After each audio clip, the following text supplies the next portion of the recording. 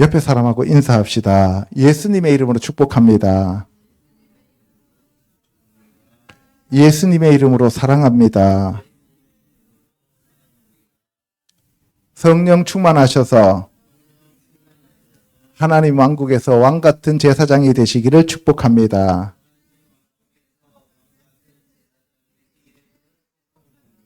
아멘. 2월 벌써 첫째 줄이죠. 그래서 5번째 시간이 되겠습니다.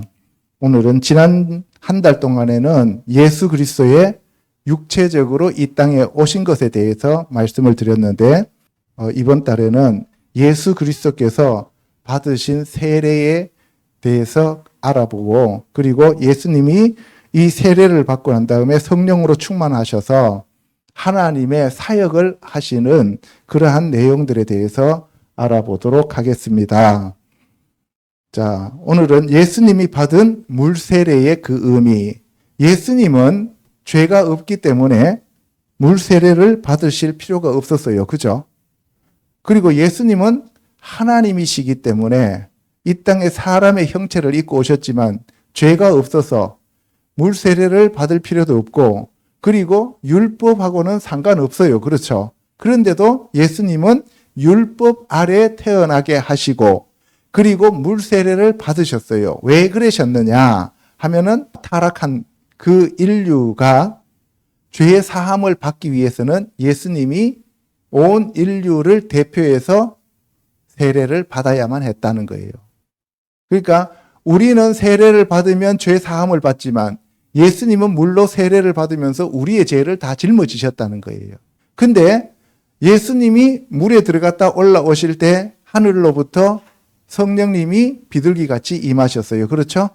그래서 예수님이 물세례 받는 것은 하늘로부터 성령님이 임하시고, 그리고 하나님께서 이는 내 사랑하는 아들이요 내 기뻐하는 자라고 확증을 받기 위하여 물세례를 받으셨습니다. 아멘. 그래서 예수 그리스도께서 세례를 받고 즉시 올라오셨는데, 그 물에서 올라오실 때 성령님이 임하셨다는 거예요. 그러니까 저와 여러분들도 이 물세례를 받으면 성령님이 임하셔야 됩니다. 아멘. 왜? 우리의 육체가 죽고 영이 살아나야 된다, 이 말씀이에요. 아멘. 예, 그래서 우리가 세례를 받다 하는 얘기는 타발이라 그러는데, 타발은 물에 완전히 잠겨서 육체가 죽다, 이런 얘기예요. 그래서 침례라고 하는 것이 더 맞는 말이에요. 그러니까 타발이라고 하는 것은 물에 완전히 빠졌다, 이런 얘기예요. 물에 잠겼다, 이런 얘기가 되겠습니다. 자, 마가복음 1장 읽어보도록 하겠습니다. 시작. 하나님의 아들 예수 그리스도의 복음의 시작이라. 선지자 이사야의 글에 보라, 내가 내 사자를 내 앞에 보내노니 그가 내 길을 준비하리라. 광야에 외치는 자의 소리가 있어 이르되 너희는 주의 길을 준비하라. 그의 오실 길을 곧게 하라. 기록된 것과 같이 세례 요한이 광야에 이르러 죄 사함을 받게 하는 회개의 세례를 전파하니 온 유대 지방과 예루살렘 사람이 다 나아가 자기 죄를 자복하고 요단강에서 그에게 세례를 받더라. 지난주에는 제가 마태복음과 누가복음 가지고 계속 말씀을 드렸어요. 예, 오늘은 이 마가복음과 요한복음을 또 같이 알아보도록 하겠습니다. 마가복음 1장 1절에 하나님의 아들 예수 그리스도의 복음의 시작이라 할 때 테힐라트, 베소라트, 예슈와 하마시악, 벤 하 엘로힘. 벤 하 엘로힘 하면 하나님의 아들 예수 그리스도의 베소라트 하면은 베소라가 복음이죠. 바사르가 예수님의 살이에요. 그래서 베소라트, 복음의 시작이라 라고 되어 있죠. 아르케 투 유앙겔리오 예슈와 크리스두, 예수 그리스도 히우 데우, 이렇게 되어 있죠.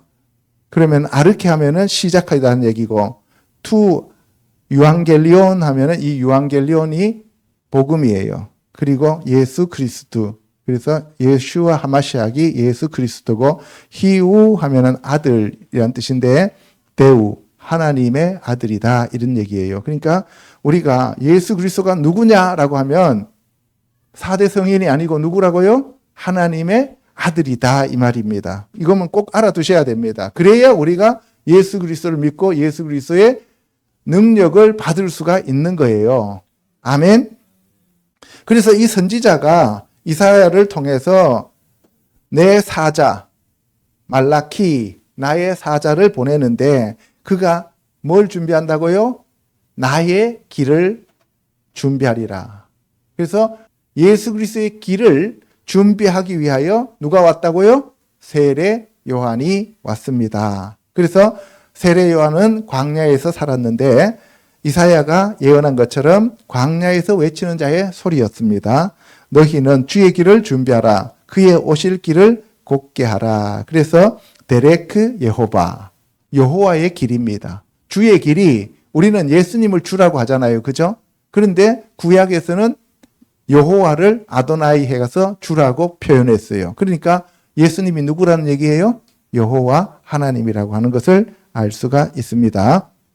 세례 요한이 광야에서 죄 사함을 받게 하는 회개의 세례를 전파했어요. 그러니까 광야에서 외치는데 너희들 죄 사함 받기 위해서는 회개의 세례를 받아라 그랬어요. 그러면 이 회개의 세례가 바로 물 세례입니다. 그래서 물 세례는 회개의 세례입니다. 아멘.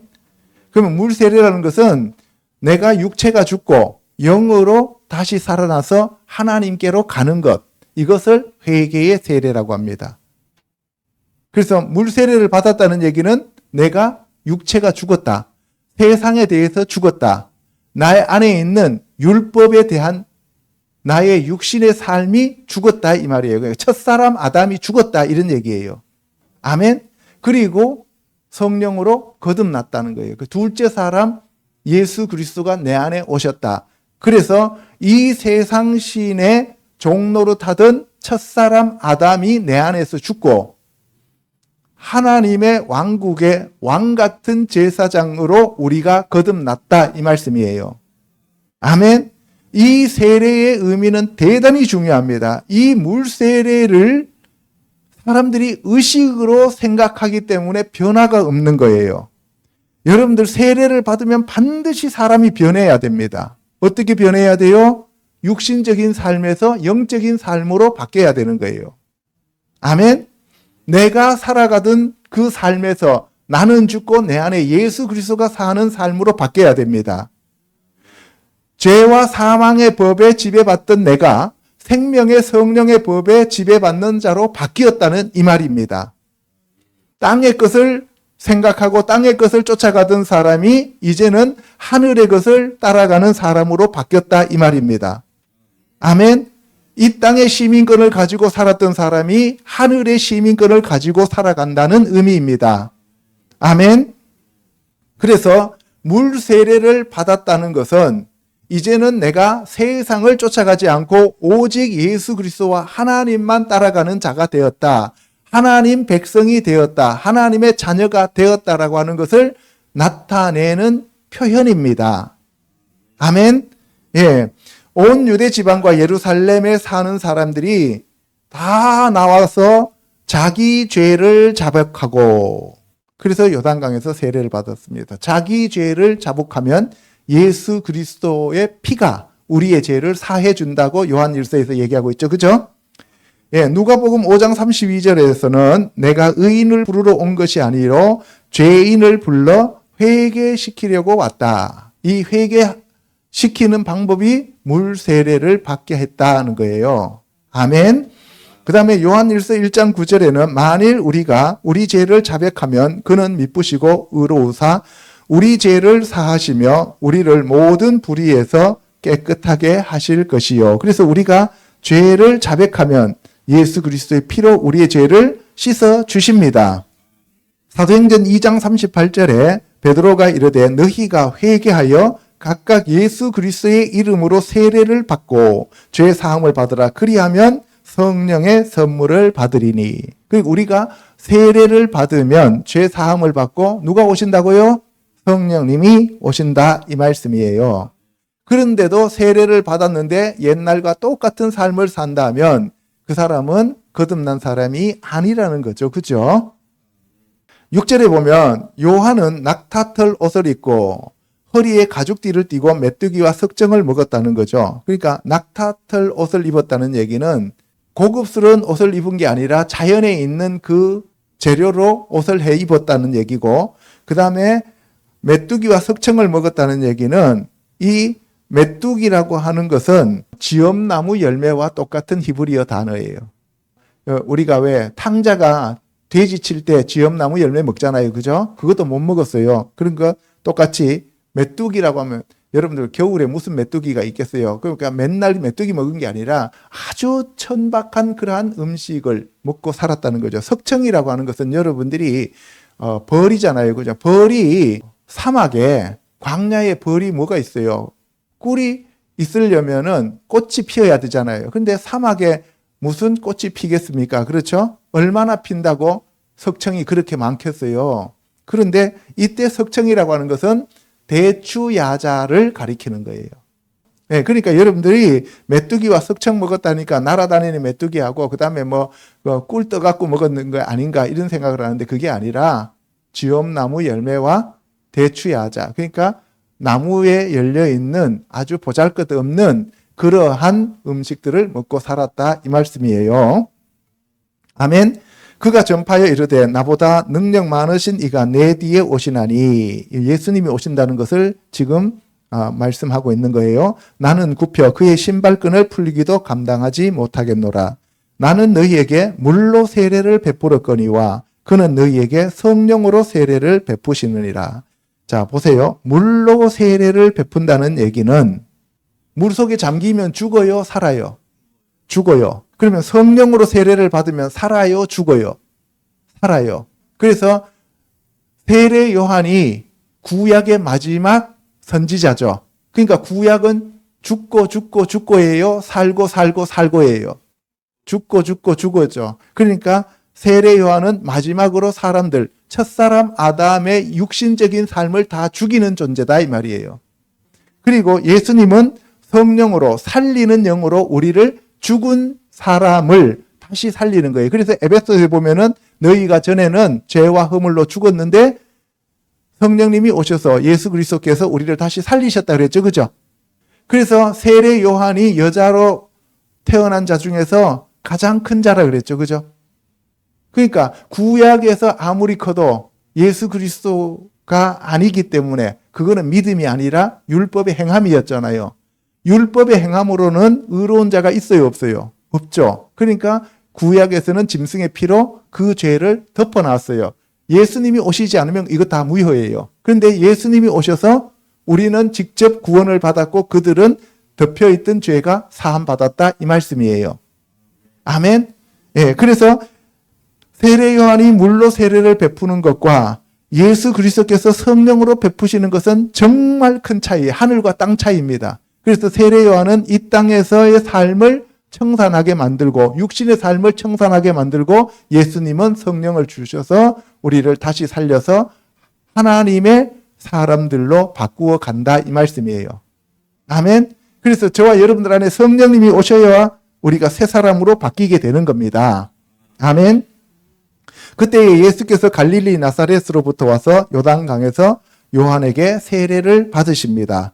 그래서 예수님이 물에서 올라오실새 하늘이 갈라짐과 성령이 비둘기같이 자기에게 내려오심을 보셨습니다. 그러니까 예수님이 물에서 올라오실 때 성령이 내려오고 하늘에서 음성이 들려요. 왜?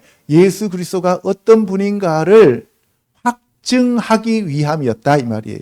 그래서 예수님이 물세례 받는 것은 예수님이 보통 일반적인 사람이나 죄 있는 그러한 삶이 아니라는 것을 하나님께서 성령님께서 세례 요한이 확증하고 있다 이 말씀이에요. 아멘. 근데 우리는 물세례 받으면 하나님이 확증하시는 게 아니라 첫사람 아담의 삶을 다 청산하고 육신적인 삶을 청산하고 성령님이 오셔서 하나님이 이제 너는 내 아들이 되었다라고 하는 것을 말씀하시는 것을 가리켜 우리가 물세례 받았다 이렇게 얘기한다 이 말입니다.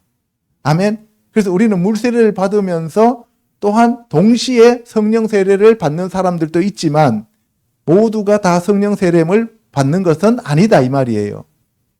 하늘로부터 소리가 나기를 너는 내 사랑하는 아들이라 내가 너를 기뻐하노라 하시면서 하나님이 확증하셨습니다. 시편 2편 7절에 가면 내가 여호와의 명령을 전하노라 여호와께서 내게 이르시되 너는 내 아들이라 오늘 내가 너를 낳았다라고 말씀하셨습니다.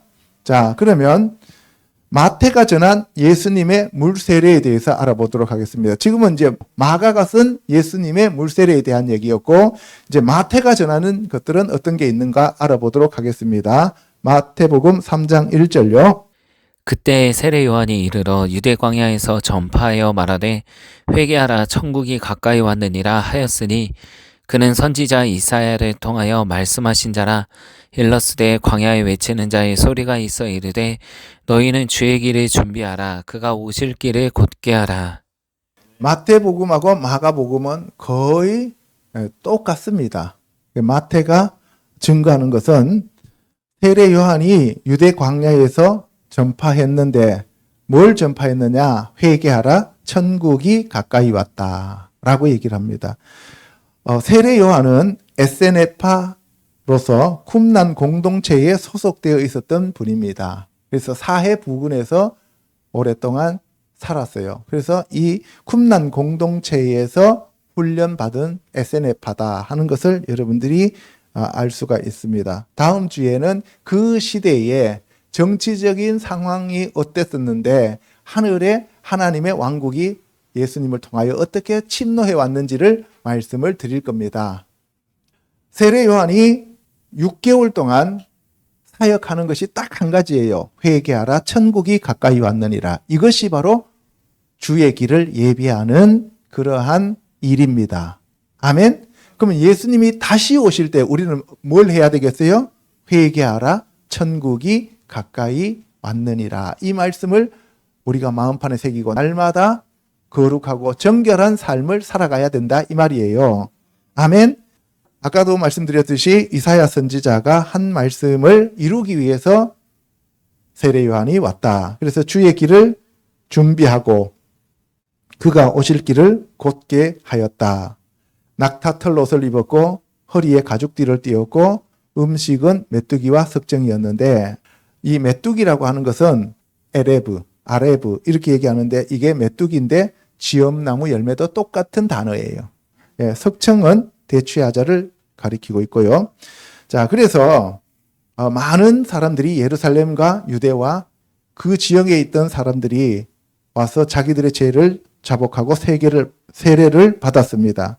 근데 요한이 바리새인들과 사두개인들이 세례 베푸는 대로 오는 것을 보고 이르되 독사의 자식들아 누가 너희를 가르쳐 임박한 진노를 피하라 하더냐.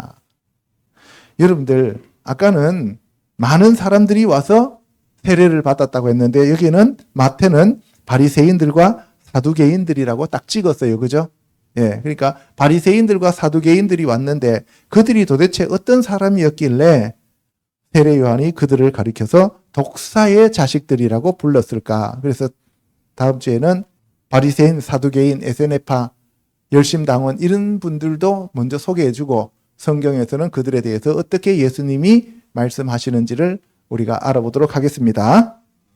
예, 그래서 세례를 받지 않으면 임박한 진노가 온다는 거예요.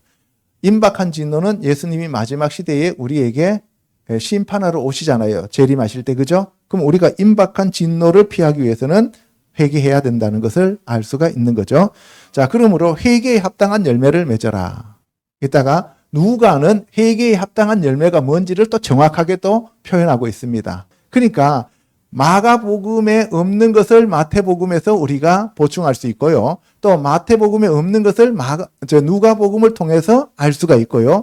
누가복음에 없는 것을 요한복음을 통해서 또 덧붙여서 알 수가 있다 이 말이에요. 예, 그래서 우리가 보통 마태복음 읽으면 마가복음 읽을 때 또 중복된 부분도 같이 안 보잖아요. 그죠? 그래서 올해는 제가 여러분들한테 사복음서를 계속 같이 보면서 계시록까지 연결해서 말씀을 드립니다. 아브라함이 우리 조상이라고 생각하지 말라. 아브라함이 우리 조상이라는 얘기는 무슨 얘기예요? 나는 혈통으로 구원받은 족속이야 라고 생각하는 거죠. 육신적인 신앙생활, 육신적인 종교생활을 하면서 자기는 구원받았다고 생각하는 거예요. 다시 말해서 내가 이삭이 아닌데, 내가 이스마엘인데 나는 우리 아버지가 아브라함이다라고 생각하는 거예요. 다시 말해서 내가 육신적인 종교생활을 하면서 나는 구원을 받았다라고 착각하고 있는 거다 이 말이에요. 내가 에서이면서 야곱이라고 착각하는 거예요.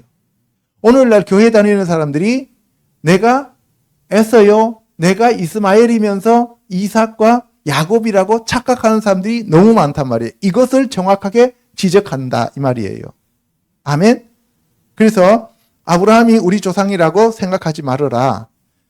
하나님이 능히 이 돌들로도 아브라함의 자손이 되게 하리라. 그러니까 저 바깥에 있는 저 돌들로도 아브라함의 자손을 만들 수 있어요. 하나님은 전능하신 분이니까. 그죠? 그러나 그거는 그 문자 그대로 해석하면 안 돼요. 왜냐하면 예수님 자체가 에벤이라고 하는 반석이에요. 그죠? 예수님이 광야에서 반석을 쳐라 했을 때, 모세가 쳤을 때 물이 나왔잖아요. 그죠? 예, 이따 뒤에 가면 나와요. 그런데 우리가 예수 그리스도를 믿는 모든 사람들이 뭐가 된다고요? 아브라함의 자손이 된다 이 말이에요. 이방인들도 육신적으로는 아브라함의 자손이 아니지만 예수 그리스도를 믿으면 이방인이 아브라함의 복을 받는 아브라함의 자손이 된다는 것을 여기서 얘기하고 있는 겁니다. 아멘. 이미 도끼가 나무 뿌리에 놓였으니 좋은 열매를 맺지 아니하는 나무마다 찍혀 불에 던져지리라. 자, 도끼가 나무를 자르는데 가지를 자르는 게 아니라 뭘 자른다고요? 뿌리를 잘라버린다. 그러니까 이스라엘 백성들 전체에 그 뿌리들을 다 잘라버릴 수 있다는 거예요. 그런데 우리는 예수 그리스도께 붙어있는 뿌리예요, 가지예요? 가지죠. 이방인들은 가지예요. 그러니까 원뿌리도 자른다면 가지는 그냥 잘라버리겠죠. 그죠? 그러니까 우리 교만하면 안 돼요. 그게 바로 로마서에 나오는 얘기입니다. 아멘. 나는 너희로 회개하게 하기 위하여 물로 세례를 베풀거니와 내 뒤에 오시는 이는 나보다 능력이 많으시니 나는 그의 신을 들기도 감당하지 못하겠노라. 그는 성령과 불로 너희에게 세례를 베푸실 것이요. 이렇게 돼 있어요. 아까 마가복음에는 성령으로 세례를 베푸신다 그랬죠. 그죠? 마태복음에는 성령과 불로 너희에게 세례를 베푸신다 그랬어요. 그죠? 그러니까 아노키 나는 토벨 세례를 베푼다. 에트캠 너희들에게 밤마임 그러니까 물 안에서 너희들에게 세례를 베푼다. 라 토슈바 테슈바 하면은 회개요. 회개하게 하기 위하여 너희들이 회개하기 위해서 내가 물로 너희들에게 세례를 베푸는데 베후 이트볼 그러나 그는 이트볼 세례를 베풀 것이다. 에트캠 너희들에게 베 루아흐 하 코데시 그 거룩한 영 안에서 아까는 물 안에서였죠. 그죠? 이거는 영 안에서 거룩한 영 안에서 우바에시 불 안에서예요. 그러면 여기서 성령 안에서 그리고 불 안에서 세례를 베푼다는 거예요. 그럼 성령과 불은 다르다는 거죠. 그죠? 원어상 성령과 불은 달라요. 근데 우리는 일반적으로 성령의 불 하잖아요. 그죠?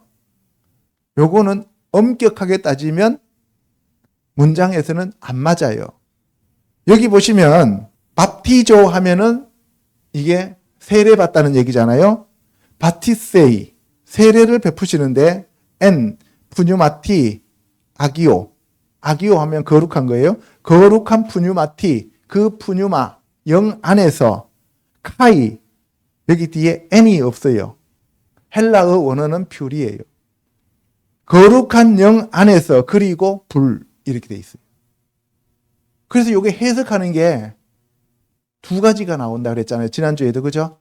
성령의 불 해서 성령과 불을 하나로 보느냐 아니면 성령 따로 불 따로라고 보느냐 달라요. 그런데 그 뒤에 보면은 손에 키를 들고 자기의 타작마당을 정하게 하사 알곡은 모아 곳간에 드리고 이거는 성령의 세례를 받은 사람이고 그리고 쭉정이는 꺼지지 않는 불에 태운다 하는 것은 이거는 불 세례를 받아서 타락한 자들 우리가 멸망하는 자들 나중에 불못으로 보내는 자다라고 이렇게 해석합니다.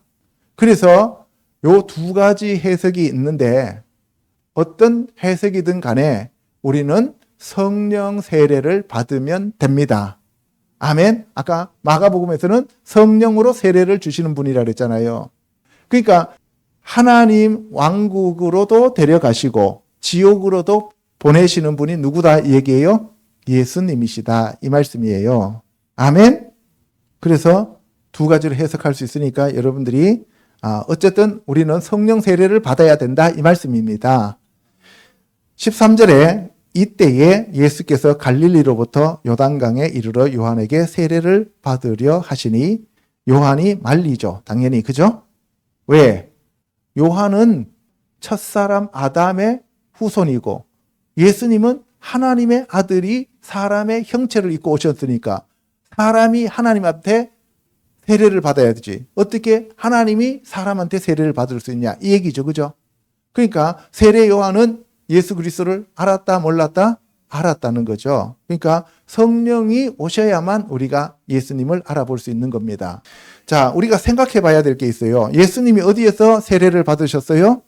요단강에서 세례를 받으셨죠. 요단강은 중랑천보다도 작습니다.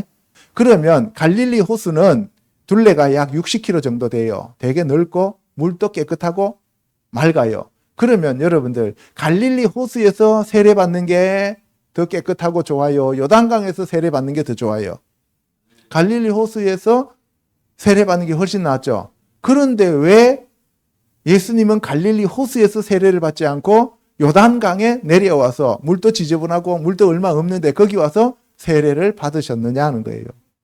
그래서 우리가 일반적으로 갈릴리 호수 그쪽은 천상의 세계를 의미한다면 사해 쪽에 있는 요단강 끝머리 그쪽은 이 땅을 얘기해요. 그러니까 하나님이 사람의 모습을 입고 이 땅에 내려오셔서 지금 하나님의 일을 하시기 시작하셨다는 것을 알 수가 있는 겁니다.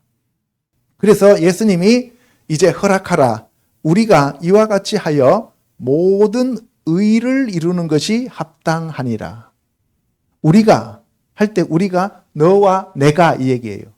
우리가 하니까 이 세상의 모든 사람들이라고 우리는 생각하잖아요. 그죠? 그게 아니에요. 세례 요한 너와 내가 너는 구약을 종지부 찍는 마지막 선지자고 나는 새로운 시대를 열어가는 하나님의 아들로서 바로 신약을 열어가는 새 세계를 너희들에게 창조하기 위해서 왔으니까 바톤을 넘겨주는 이 사역을 너하고 나하고 둘이 해야 된다. 그것이 합당하다 이 말이에요. 그래서 여기 보시면은 레 말레 콜 하 체타카 짜다크 하면은 의예요.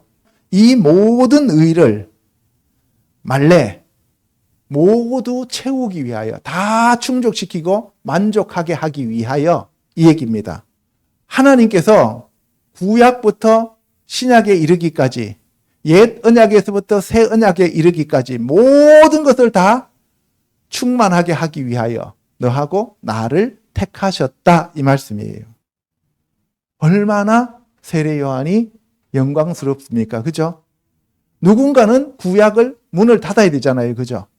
근데 그 세례 요한이 택함 받았다는 것을 얘기하고 있는 거예요. 16절에 그래서 예수님이 세례받고 물에서 올라오실 때 새 하늘이 열립니다. 올라오실 새예요? 올라오실 때예요? 물에서 올라오실 새 하니까 올라오실 때예요. 새 하늘이 아니고. 알겠어요? 여러분들 한국말은 이렇게 가다가 보면은 잘못 읽어버리면 뭐예요? 새 하늘이 돼버리죠. 새 하늘이 아니고 올라오실 때에 하늘이 열렸다 이 말이에요. 그럼 하늘이 열린 곳이 몇 군데가 있다고 하는데 하늘 열린 곳 확실한 데는 요단강이에요. 그죠? 그럼 거기 가서 기도하면 더 기도가 잘 될까요? 안 될까요? 잘 되죠. 그죠? 그래서 우리가 열린 하늘문이 있다라고 얘기를 하죠. 하나님의 성령이 비둘기같이 내려 자기 위에 임하심을 보시더니 우리가 성령이 비둘기 같이 내려 이렇게 돼 있잖아요. 그죠? 성령이 비둘기 형상으로, 비둘기 모양으로 내려왔다는 거예요. 그죠? 성령이 비둘기가 아니죠. 자, 그래서 니트발, 니가 붙었으니까 침례가 되어졌다는 얘기죠. 수동태잖아요. 예슈와. 예수님이 침례되어졌을 때, 그리고 급히 올라오셨어요. 물로부터. 그럴 때 힌네 보라 하샤마임, 하늘이 니프타흐, 페타흐 하면은 문이고 열리다는 얘기죠. 그러니까 니프타흐니까 열려졌습니다. 로, 그에게 이런 얘기죠. 그리고 바이라, 그가 보았습니다. 에트 루아흐 엘로힘, 하나님의 영을 보았는데 그 하나님의 영이 어떻게 됐느냐? 요레데트, 내려왔다는 거죠. 야라하다 하면 내려오는 거잖아요. 키요나, 뭐처럼? 비둘기, 요나가 비둘기잖아요. 요나처럼, 비둘기처럼 그의 위에 내려왔습니다. 그래서 하늘로서부터 소리가 있어 이르시되 이는 내 사랑하는 아들이요 내 기뻐하는 자라. 아까도 얘기했어요. 근데 이는 내 사랑하는 자다라고 할 때 제 베니 예디디, 솔로몬에 대한 얘기죠. 그래서 내 사랑하는 아들이다라고 얘기하는 거예요. 그러니까 예수님이 솔로몬과 똑같은 칭호를 받았다 그런 거예요. 다윗의 아들 솔로몬을 여호와께서 여디디라고 불렀잖아요. 그죠? 예수님도 여디디라고 말씀하셨다는 거예요. 자, 그 다음 두 번째, 누가가 본 예수님의 물세례입니다. 자, 누가복음 3장 1절요. 디베류 황제가 통치한 지 15해 곧 본디오 빌라도가 유대의 총독으로 헤롯이 갈릴리의 분봉왕으로 그 동생 빌립이 이두레와 드라고닛 지방의 분봉왕으로 루사니아가 아빌레네의 분봉왕으로 안나스와 가야바가 대제사장으로 있을 때에 하나님의 말씀이 빈들에서 사가랴의 아들 요한에게 임한지라. 본디오 빌라도가 유대의 총독이었고 헤롯이 갈릴리의 분봉왕이었고 그의 동생 빌립이 이두레와 드라니고 지방의 분봉왕이었다는 그때에 안나스와 가야바가 대제사장으로 있었습니다. 하나님의 말씀이 사가랴에게 임했습니다. 그때 사가랴는 어디 있었다고요? 빈들에. 이때 빈들이라고 하는 것은 다른 복음서에서는 뭐라 그랬어요? 광야에. 예수님이 출생한 후 30년 이상 헤롯 대왕이 죽고, 헤롯 대왕 지난주에 BC 4년에 죽었다 그랬죠. 그죠? 죽고 그의 아들들이 통치하던 시대다 이 말이에요. 요한이 요단강 부근 근처에서 죄 사함을 받게 하는 회개의 세례를 전파했다 이 말씀입니다. 그죠? 여기서 밥티스마 하면은 세례예요. 근데 메타노이아 하면은 이거는 회개예요. 돌아서서 가다는 얘기예요. 내 길을 가다가 돌아서서 하나님께로 가는 것을 우리가 회개라고 얘기합니다. 그래서 이사야 선지자의 말씀을 선포하죠. 너희는 주의 길을 예비하라. 그가 오실 길을 곧게 하라. 똑같습니다. 그래서 시온의 대로가 열려야 됩니다. 여러분들 안에 머리에서부터 가슴으로 내려오는데 굽은 거, 그 다음에 높은 거, 낮은 거 이런 것들을 전부 다 평탄케 하라는 거예요. 그러면 시온의 대로가 열리는 주의 길을 준비하는 것이고 그의 오실 길을 곧게 하는 것이 뭐냐? 누가는 요거까지 설명해요. 이사야서를 더 인용했습니다. 이사야가 예언했던 건데 모든 골짜기가 메워지고 모든 산과 작은 산이 낮아지고 굽은 것이 곧아지고 험한 길이 평탄하여질 것이다. 이렇게 된 사람들에게 예수님이 들어오셔서 왕으로 주인으로 다스리십니다. 그런 사람만 성령이 오셔서 예수님을 알아볼 수 있다 이 말이에요. 아멘. 그러니까 여러분들이 회개했다는 얘기는 다른 말로 표현해서 뭐예요? 모든 골짜기가 메워지고 모든 산과 낮은 산이 낮아지고 굽은 것이 곧아지고 험한 길이 평탄하여진 사람, 그 사람이 준비된 자다 이 말이에요. 아멘. 그들에게 성령이 충만하게 임합니다. 모든 육체가 하나님의 구원하심을 보리라. 그래서 무리에게 세례 요한이 독사의 자식들아라고 얘기해요. 아까 마태복음에는 바리새인과 사두개인들에게라고 얘기했잖아요. 여기도 무리에게라고 얘기를 합니다. 그러면 이 무리 가운데 누가 포함되어 있다고요? 바리새인과 사두개인들이 포함되어 있다. 바로 이 사탄의 후손이라는 얘기예요. 다른 말 표현하면 뱀의 자손이라고 그랬잖아요. 창세기에. 그죠? 그러므로 회개에 합당한 열매를 맺으라. 그러니까 페리 하면은 열매예요. 페리 라위 라테슈바라고 되어 있죠. 그러면 회개에 합당한 열매. 그러면 회개에 합당한 열매가 뭐냐? 앞에서 마가복음과 마태복음에서는 얘기 안 했어요. 그죠? 회개에 합당한 열매를 맺으라고만 했지 그게 뭔지를 안 했어요. 그런데 회개에 합당한 열매가 뭐냐 하는 것을 여기서 우리가 얘기하는데, 무리가 10절에 물어서 우리가 무엇을 하리까라고 물었더니만 옷 2벌 있는 자는 옷 없는 자에게 나눠줄 것이요 먹을 것이 있는 자도 그렇게 할 것이라. 이것이 회개에 합당한 열매예요. 그때는 먹고 입는 것이 부족했잖아요. 그죠? 그러니까 지금 오늘날도 구제하라 이 말이에요. 그래서 내 이웃을 내 몸과 같이 사랑하려는 두 번째 계명을 실천하는 것으로 지위나 권세를 이용하여 가난하고 힘없는 사람들을 착취하지 말고 예수님의 사랑을 실천하는 것이 회개에 합당한 열매이다 이 말입니다. 아멘. 세례를 받으러 온 그 세리들한테는 뭐라고 얘기했냐? 부과된 것 외에는 거두지 마라. 로마에서 걷는 세금 외에 너희들 사리 사욕을 채우기 위해서는 너희들이 돈 걷지 말라는 거예요. 이게 회개에 합당한 열매다. 군인들이 와서 물었습니다. 그러면 우리는 어떻게 하면 됩니까? 라고 물었더니만 군인들은 힘을 갖고 있는, 권력을 갖고 있는 사람들이잖아요. 그죠? 그러니까 뭐예요? 사람에게서 강탈하지 말며 거짓으로 고발하지 말고 받는 급료를 족한 줄로 알라. 주는 월급 갖고 살아. 남의 거 뺏지 말고. 이 얘기입니다. 누가복음은 아주 구체적으로 회개에 합당한 열매들을 얘기하고 있죠. 그러면 여러분들 회사 다니는 사람들은 회사 돈 삥땅 치지 말고, 법인카드 그거 갖고 초밥 사 먹지 말고. 그러면 여기에 비추어 보면 이게 법인카드 가지고 사적으로 쓰면 돼요, 안 돼요? 일제 산부 사면 돼요, 안 돼요?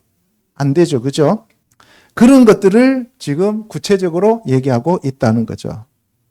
그래서 세례 요한이 나는 물로 세례를 베푸는데 나보다 능력이 많은 시가 없는데 그분은 내가 신발끈을 풀기도 감당하지 못하는데 그는 성령과 불로 너희에게 세례를 베푸실 것이요. 그래서 요거는 아까 마태복음에서 얘기하는 거하고 똑같은 문장을 그대로 컨트롤 C, 컨트롤 V 했는 거하고 똑같습니다. 그래서 손에 키를 들고 자기의 타작 마당을 정하게 하사 알고고 모아 곳간에 들이고 쭉정이는 꺼지지 않는 불에 태운다고 얘기합니다. 또 그 밖에 여러 가지로 권하여 백성에게 좋은 소식을 전하였으나, 이때 좋은 소식은 바사르예요. 바사르. 예수 그리스도의 살이잖아요. 그죠? 그 살인데 좋은 소식을 전하다라고 하는 동사가 되죠. 벳소라는 복음이고 동사가 되니까 바사르래. 알겠습니까? 그러면 무슨 얘기예요? 예수 그리스도의 살을 뜯어 먹는다는 얘기죠. 그죠? 예수 그리스도의 살을 먹는 거예요. 그럼 예수 그리스도의 살을 먹으면 어떻게 돼요? 내 살은 참된 양식이요 내 피는 참된 음료로다. 내 살을 먹으면 영원한 생명을 얻는다 그랬죠. 그죠? 그러니까 우리가 복음을 들으면 영원한 생명이 우리 안에 들어오신다 이 말이에요. 그분이 누구예요? 예수님. 아멘. 분봉왕 헤롯은 헤롯 안디바예요. 갈릴리 호수 지역을 다스렸던 사람인데 그 사람이 이제 요한을 옥에다 가두어 버립니다. 자, 백성이 다 세례를 받을 때, 예수도 세례를 받으시고 기도하실 때에 하늘이 열렸어요. 지금 똑같은 얘기를 계속 반복하고 있는 거예요. 그러니까 사복음서에 똑같이 적고 있는 거예요. 성령이 비둘기 같은 형체로 그의 위에 강림하시더니. 여기는 강림하셔요. 아까는 임하시더니. 그게 우리나라 말로 번역하는데 번역한 사람들이 달라서 그래요. 알겠습니까? 똑같은 단어입니다. 야라드라는 뜻이에요. 하늘로부터 소리가 나기를 너는 내 사랑하는 아들이라 내가 너를 기뻐하노라 하시니라. 원어는 똑같습니다. 자, 그 다음 세 번째, 사도 요한이 본 예수님의 물세례에 대해서 알아보도록 하겠습니다. 요한, 아까는 세례 요한이고 사도 요한이 예수님 품에 기대서 맨날 밥 먹었던 사람이 있잖아요. 그죠? 그 사람이 사도 요한입니다. 사도 요한도 예수님과 친척이었고 세례 요한도 예수님과 친척이에요. 그런데 세례 요한은 예수님 오시기 전에 구약의 사역을 마무리하는 사람이었고, 사도 요한은 예수님 품에 기대어서 예수님이 새롭게 행하는 모든 새로운 사역을 다 보면서 행한 사람이에요. 그러니까 둘 다 요한이에요. 요한안이에요. 하나님의 은혜, 비둘기 이런 뜻이에요. 요한복음 1장 1절요. 태초에 말씀이 계시니라. 이 말씀이 하나님과 함께 계셨으니 이 말씀은 곧 하나님이시니라. 그가 태초에 하나님과 함께 계셨고 만물이 그로 말미암아 지은 바 되었으니 지은 것이 하나도 그가 없이는 된 것이 없느니라. 그 안에 생명이 있었으니 이 생명은 사람들의 빛이라. 마가복음에서는 하나님의 아들 예수 그리스도의 복음의 시작이라 그랬죠. 그죠? 근데 마태복음과 누가복음은 인자.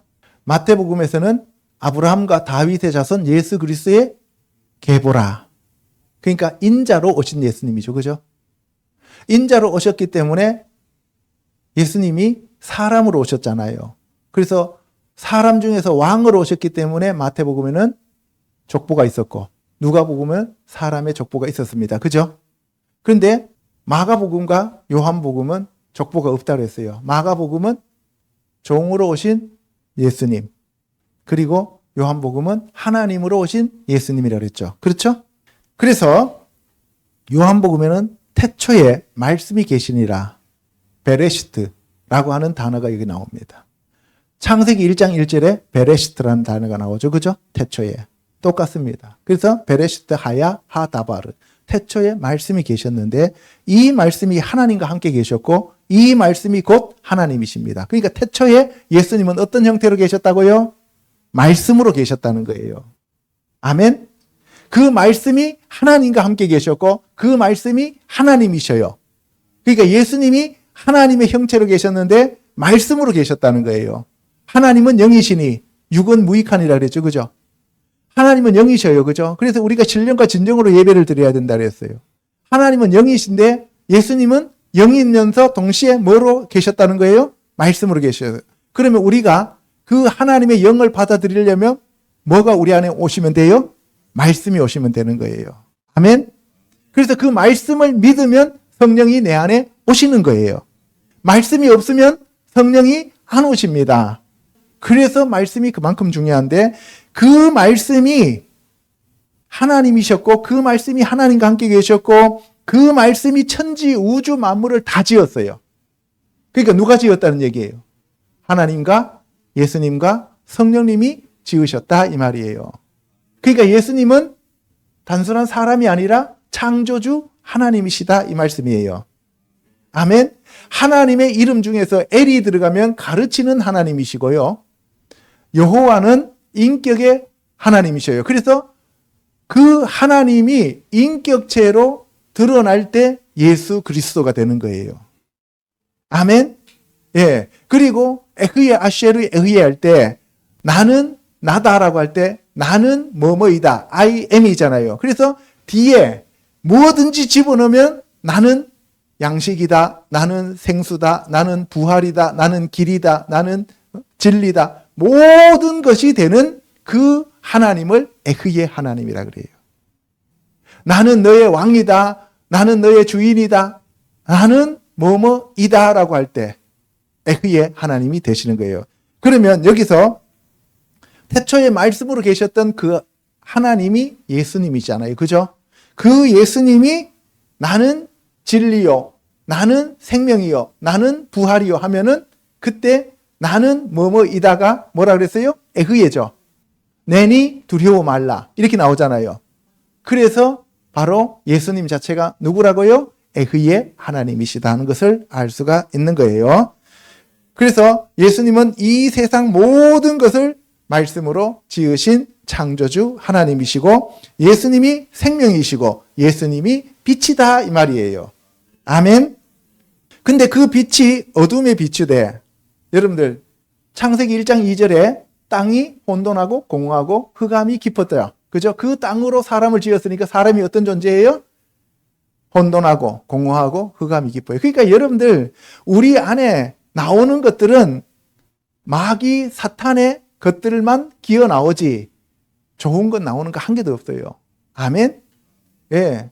그래서 우리가 사람이 선하다, 사람을 믿을 만하다, 그런 것들은 말도 안 되는 소리예요. 그러니까 우리가 내 안을 들여다보면 믿을 만한 거 한 개 없고 선한 거 하나 없어요. 그래서 오직 우리가 믿을 분은 하나님밖에 없습니다. 예수님밖에 없습니다. 내 안에 성령님이 오셔야 합니다. 아멘. 예. 그래서 빛이 내 안에 오셔야 어둠이 쫓겨나가는 거예요. 그래서 예수님이 내가 성령을 힘입어 너희 안에 있는 귀신을 쫓아내면 너희 안에 하나님의 왕국이 임하였다라고 얘기하고, 성령님이 우리 안에 계시면 우리가 하나님의 성전이 된다고 고린도서에서 얘기하고 있는 겁니다. 오늘 이 시간 그 빛이 여러분들 안에 들어가셔서 여러분들 안에 있는 어둠을 다 쫓아내기를 주님의 이름으로 축복합니다. 아멘. 그러니까 내가 어둡기 때문에 그 빛이 비춰도 깨닫지 못해요. 그러니까 세상 사람들은 예수님 당시에도 종교 지도자들이 예수님을 알아보지를 못한 이유가 뭐냐? 그들 안에 어둠이 있었기 때문에 그렇다 이 말이에요. 아멘. 그래서 예수님 다시 오시는 걸 알아보는 사람들, 휴거가는 사람들은 그 안에 어둠이 있는 사람이에요? 빛이 있는 사람이에요? 빛이 있는 사람. 오늘 이 시간 그 빛이 충만할지어다. 빛으로 충만함을 받을지어다.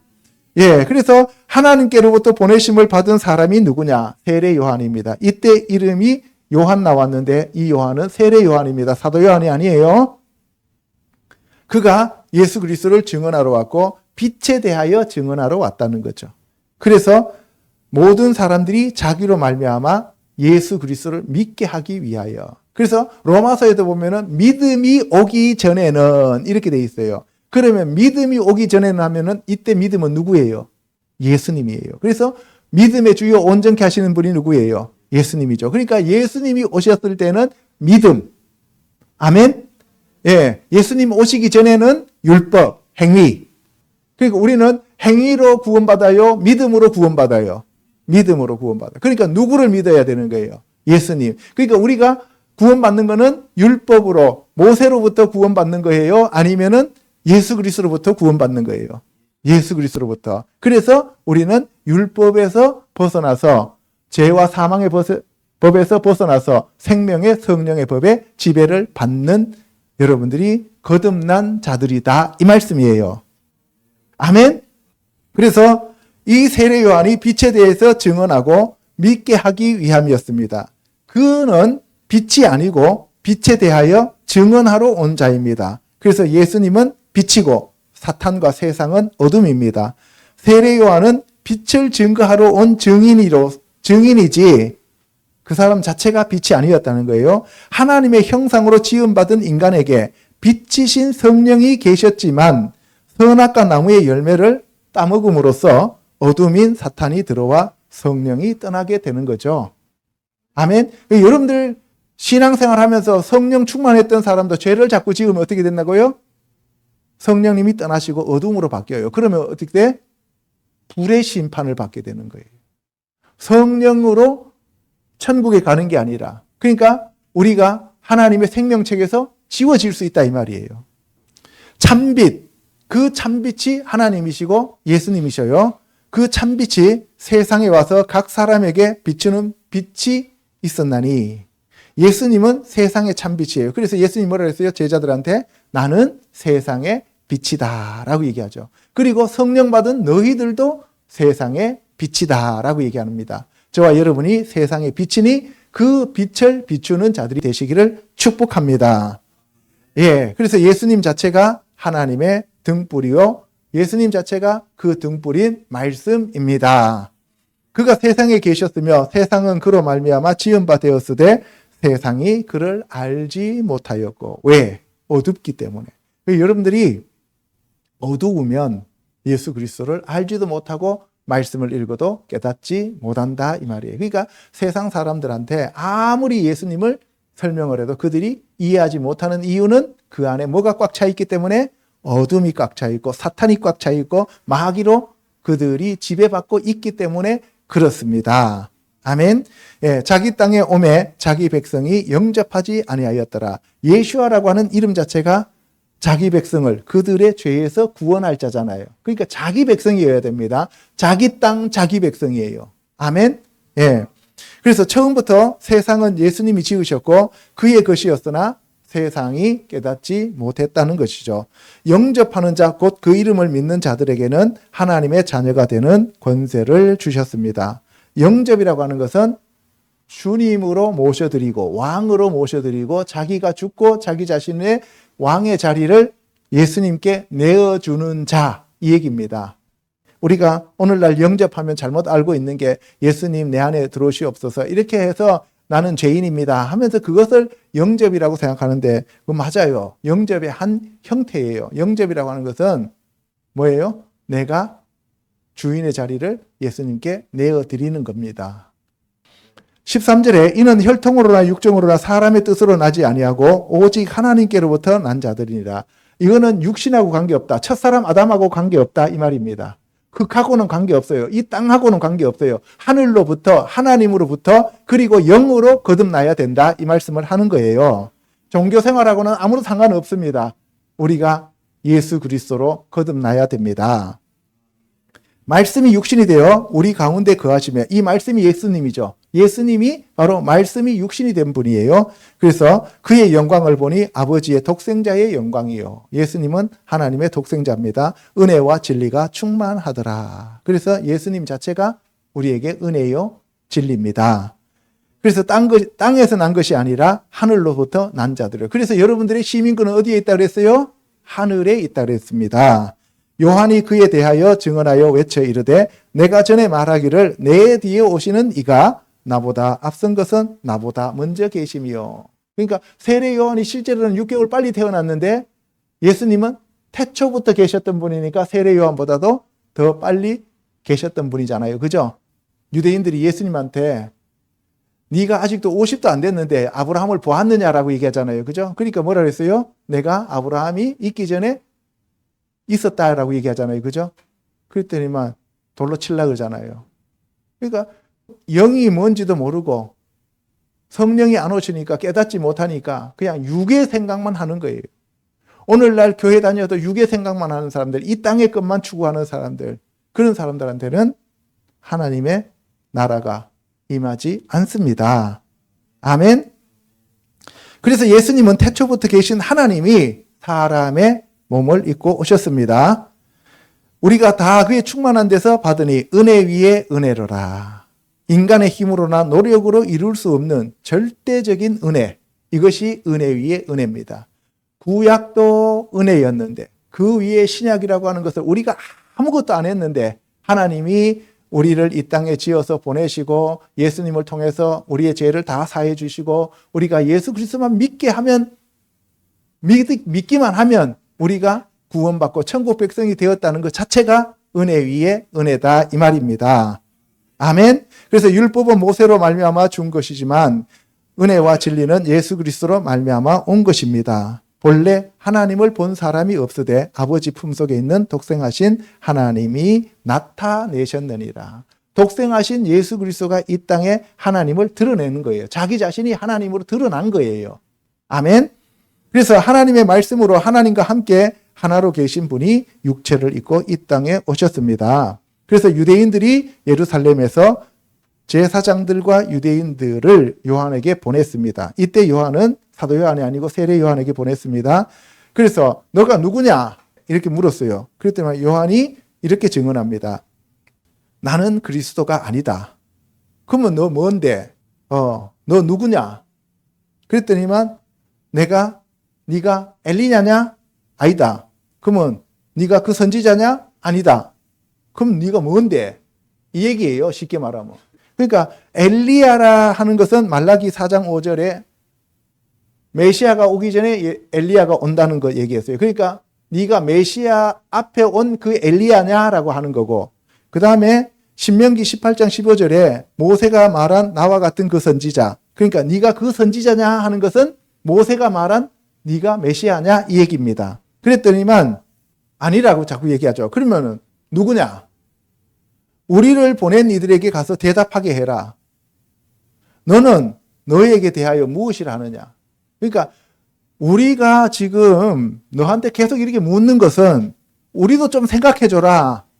지금 대제사장과 바리새인과 이런 사람들이 우리를 불러가지고 너네들 가서 그 사람이 누군지 알아보라고 했는데 우리가 아무것도 가서 얘기를 못하면 우리는 뭐가 되냐? 우리가 가서 너가 누구라고 하는 것을 가르쳐 줄 수 있도록 우리에게 좀 얘기 좀 해줘라. 이렇게 얘기하는 거예요. 예, 그래서 종교적 지도자들이 그들의 하수인들을 택하여 세례 요한에게 보내어 요한의 정체를 알아오라고 명령한 거죠. 그래서 요한이 뭐라 그러냐? 나는 선지자 이사야의 말과 같이 주의 길을 곱게 하라고 광야에서 외치는 자의 소리로라.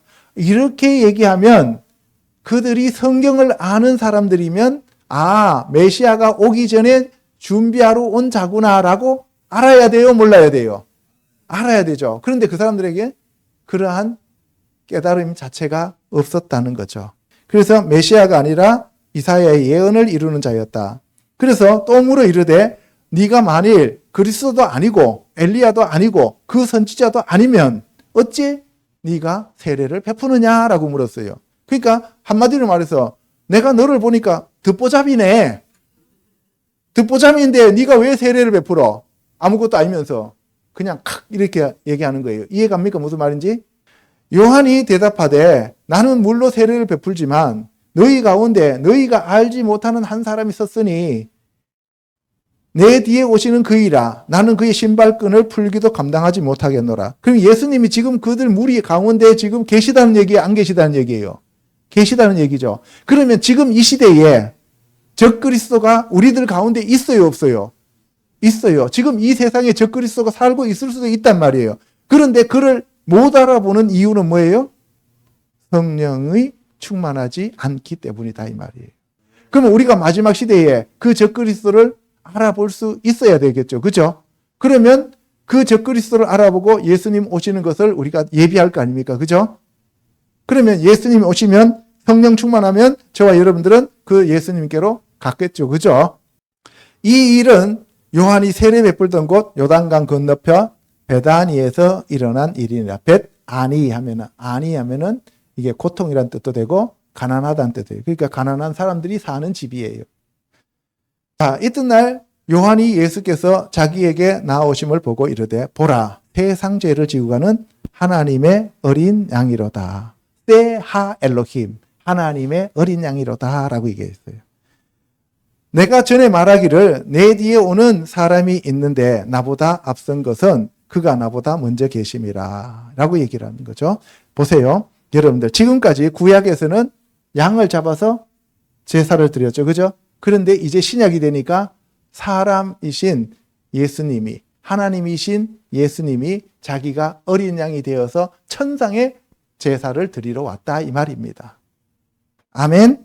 그래서 나도 그를 알지 못했는데 내가 와서 물로 세례를 베푸는 것은 그를 이스라엘에 나타내려 함이라. 내가 세례 베푸는 이유는 그를 이스라엘에 나타내기 위함이다. 이 얘기입니다. 그래서 내가 봄에 성령이 비둘기같이 하늘로부터 내려와서 그의 위에 머물렀더라.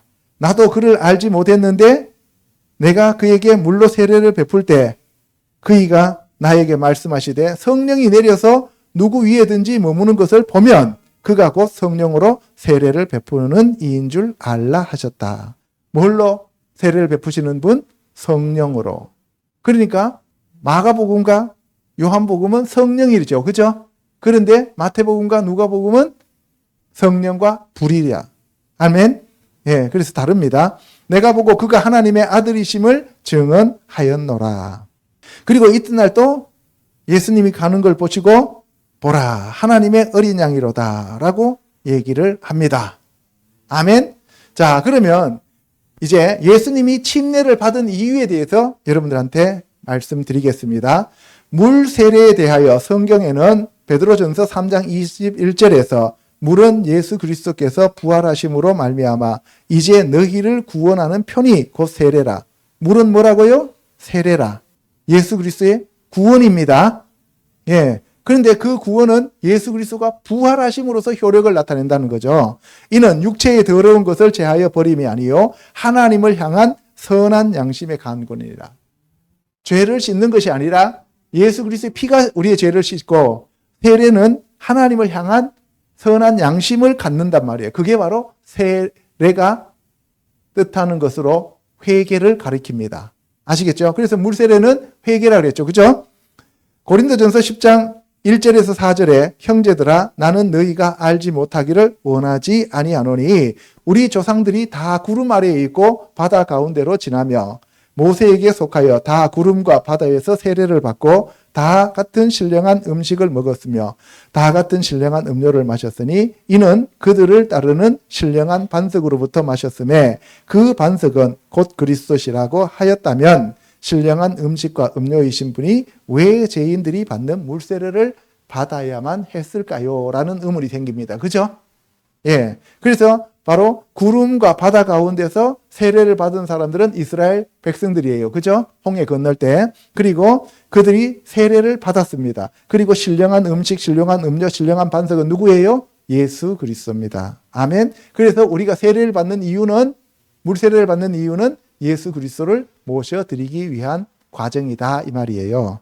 아멘. 자, 첫 번째, 예수님이 침례를 받고 올라올 때 성령이 비둘기처럼 임하심을 보고 그가 하나님의 아들임을 증명하기 위함이며, 하나님의 아들임을 증명하기 위해서요, 성령의 인도함을 받아 사탄의 시험을 받고 사역을 시작하는 시점을 가르쳐 주시기 위함이었습니다. 성령으로 잉태된 예수님이 성령의 증명을 받아야 사람의 아들이 아닌 하나님의 아들로서 하나님의 사역을 행할 수 있었기 때문입니다. 단순한 이 세상의 죄인의 사람의 그 자격으로 이 사역을 하는 게 아니라는 것을 가르쳐 주는 겁니다. 두 번째는 종의 형체를 입고 오신 예수님이 세례 요한에게 세례를 받으심으로써 하나님의 의를 이루기 위함이며 구약에서 신약으로 율법에서 성령으로 전환되는 새 언약이 선포되는 선지자들의 예언을 성취하기 위함입니다. 예수님이 침례를 받으심으로써 성령이 임하였고 하나님이 음성으로 친히 사랑하는 아들이라고 말씀하셨습니다. 그래서 예수님이 하나님의 아들로서 사역이 시작되었음을 알게 합니다. 아멘.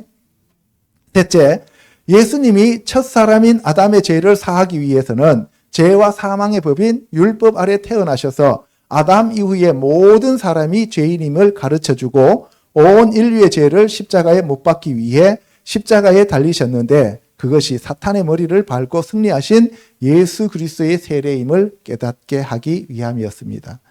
인간의 세례와 예수님의 세례는 다르다는 것임을 알게 하기 위함이었습니다. 아멘. 그래서 우리가 세례받는 것은 예수 그리스도 안에 죽는 거예요. 넷째, 하나님의 말씀이 성령으로 잉태되었지만 하나님의 때가 찰 때까지 준비하는 기간이 필요하였다. 이제 사역이 시작되기 위해서는 하나님의 인정과 능력이 입혀져야만 합니다. 그러므로 하나님의 공식적인 증명을 위해서는 성령의 권능이 임하고 하나님의 음성이 입증하여야 하였습니다. 이것을 통하여 하나님의 왕국인 천국 복음이 전파되는 하나님의 사역을 증명하는 절차로 행해졌다는 거예요. 그러니까 하나님의 사역이 이루어진다는 것을 증명하는 절차였다. 다섯째, 예수 그리스도께서 물로 침례를 받으시고 성령이 충만함을 받았다면 성도들도 침례를 받고 죄가 씻어지고 성령이 임하기 위해서는 반드시 물로 침례를 받아야 합니다. 침례는 단순한 의식이 아니라 육체가 죽는 것이며 옛 자아가 죽고 새 사람으로 거듭나는 부활의 능력입니다. 그런데 오늘날 교회에서는 세례를 하나의 통과 의식으로 삼고 있는 것이 아닌지 우리가 다시 생각해 볼 그러한 계기가 되는 것입니다. 아멘. 여섯째, 아브라함과의 약속에서 할례가 죽음을 의미하였다면 모세의 출애굽에서는 홍해에서 이스라엘 모든 족속을 물로 침례하셨습니다. 육체가 죽고 영적으로 거듭난 자가 되어 하나님의 말씀만 믿고 하나님의 명령에 순종해야 할 이스라엘 백성들이 여전히 하나님께 반역하고 우상을 숭배하는 옛자에 사로잡혀 있었습니다. 그렇다면 오늘날 저와 여러분들은 어떠하냐는 거예요. 이 물로 세례를 받는다는 것은 아브라함의 약속이 이루어진다는 거예요. 일곱째, 신약의 교회 시대를 살아가는 저와 성도분들은 죄와 사망의 법에서 생명의 성령의 법에 적용을 받아서 새로운 피조물이 되었다고 하였습니다. 그 결과 예수 그리스도와 함께 십자가에 못 박혀 죽고 함께 장사되고 함께 부활하여 함께 하나님 보좌 우편에 앉은 자로서 하늘의 시민권을 가진 하나님의 자녀가 되었다고 하는 시발점이 바로 세례임을 알게 하기 위해 예수님이 우리에게 본을 보여주셨습니다. 결국 로마서 6장 3절에서 4절이 결론입니다. 무릇 그리스도 예수와 합하여 세례를 받은 우리는 그의 죽으심과 합하여 세례를 받은 줄을 알지 못하느냐. 그러므로 우리가 그의 죽으심과 합하여 세례를 받음으로 그와 함께 장사되었나니 이는 아버지의 영광으로 말미암아 그리스도를 죽은 자 가운데서 살리심과 같이 우리로 또한 새 생명 가운데서 행하게 하려 하심이라. 결국은 예수 그리스도가 세례를 받은 것은 우리라 예수 그리스도와 함께 세례를 받았다는 것을 의미하는 겁니다. 아멘.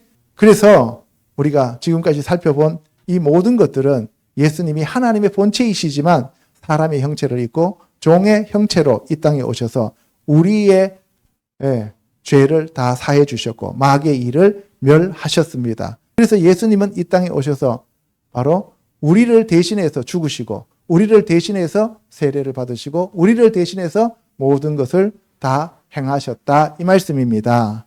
아멘. 기도하겠습니다.